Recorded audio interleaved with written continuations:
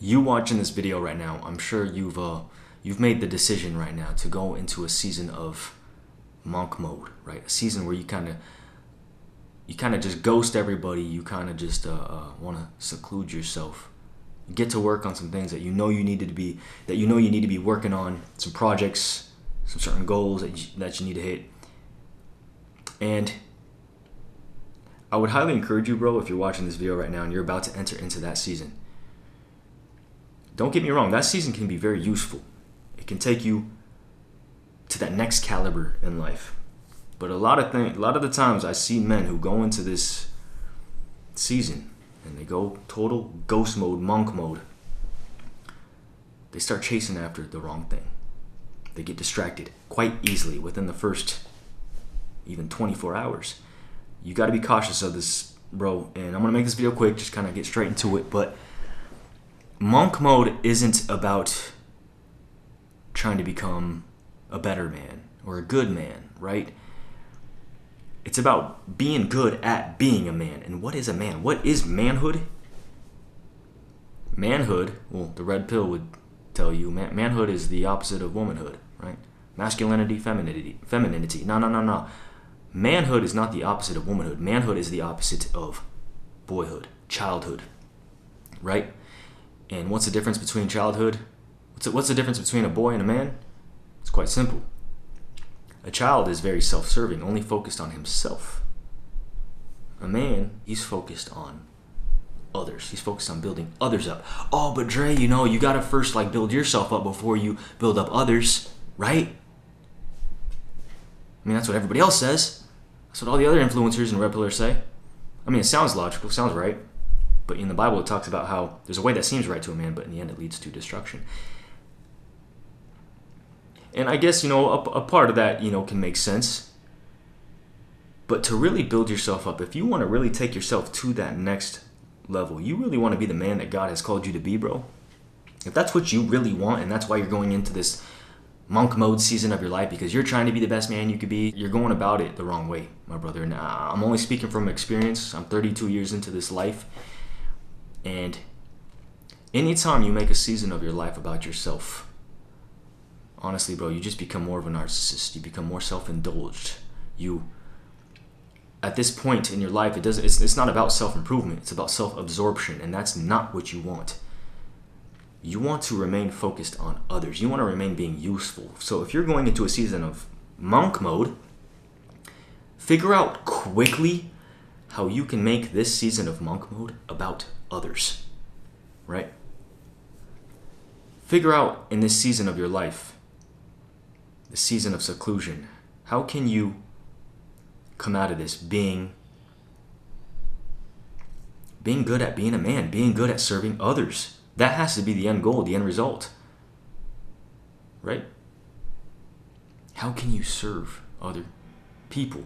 Not just serve yourself, serve your own kingdom. Everybody does that. Everybody's out there chasing that.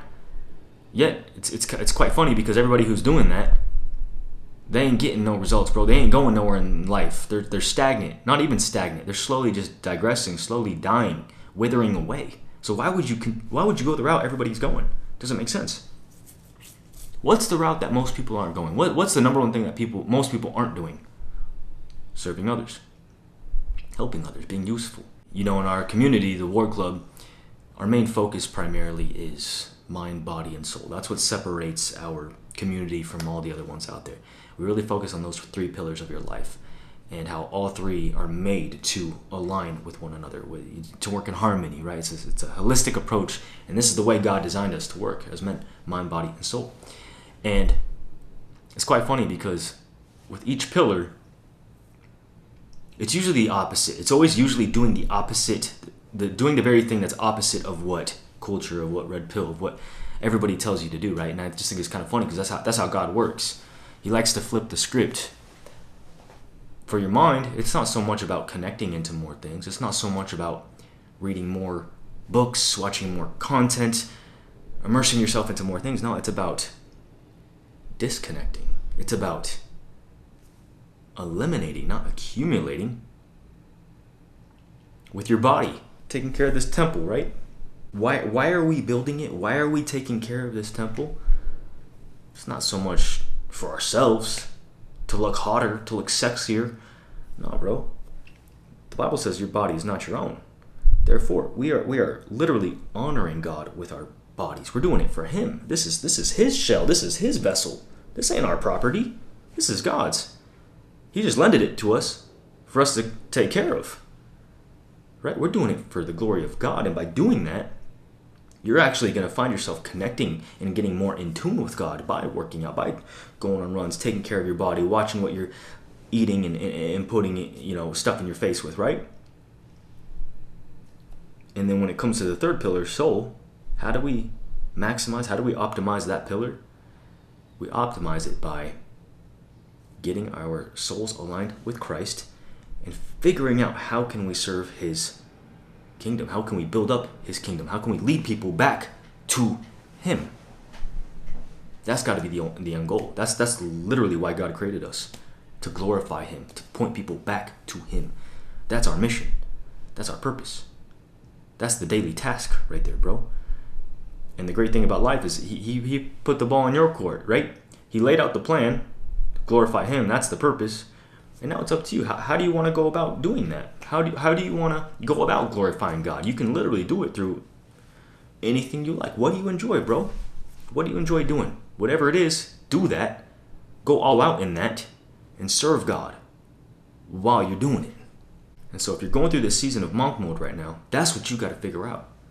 What's the thing that you like doing, and how can you serve God while you're at it? How can you give Him all the glory while you're at it? How can you point people back to Christ while you're at it?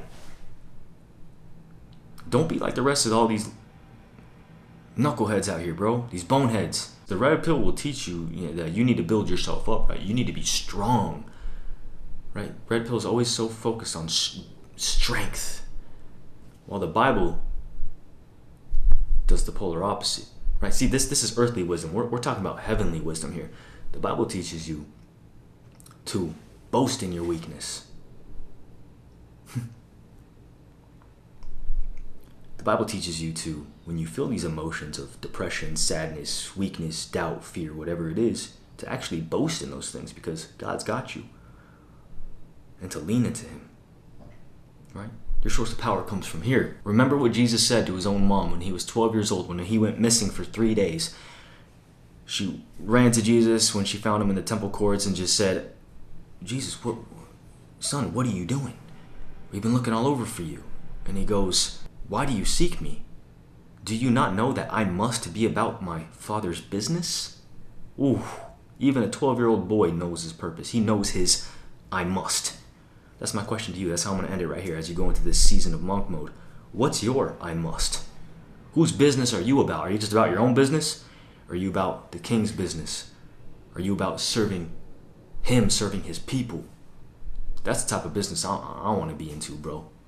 That's the type of business that's truly satisfying, truly fulfilling. So, hey, with that said, if you want to connect into a group of brothers that are going to help you and dial you in and help you get your mind, body, and soul aligned with God and with the purpose and the will that He has for your life, click the free community down below. You can also book and schedule a totally free war call with us as well. So if you want to do that, link down below, and I'll see you there. Peace.